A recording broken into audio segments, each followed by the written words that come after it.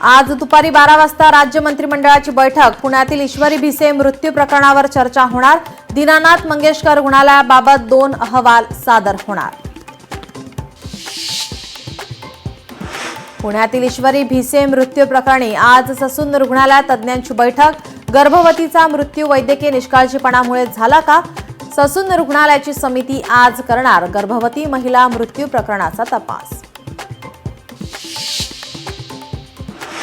मुंबईतील एल्फिस्टन पूल आजपासून 2 वर्षांसाठी बंद। वरळी ते शिवडी कनेक्टरसाठी एल्फिस्टन पुलाची पुनर्बांधणी होणार। पुलाच्या पाडकामाला लवकरच सुरुवात। मुंबई वॉटर टँकर असोसिएशनचा संप मागे। मुंबईत 10 एप्रिलपासून सुरू होता संप। आजपासून पाण्याचे टँकर पुन्हा सुरू होणार।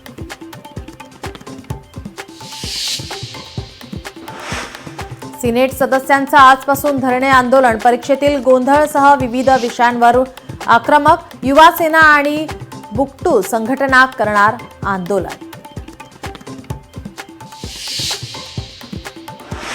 नागपूर बोगस शिक्षक घोटाळा प्रकरणातील 5ही आरोपींच्या पोलीस कोठडीत वाढ। आज पुन्हा आरोपींना न्यायालयात हजर केलं जाणार।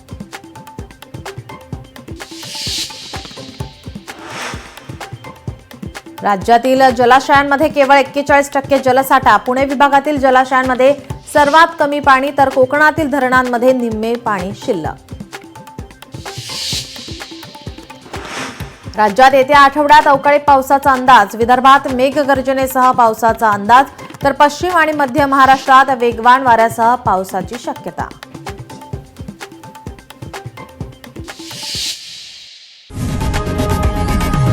लोकशाही मराठी ऐका, पहा, जागरूक रहा।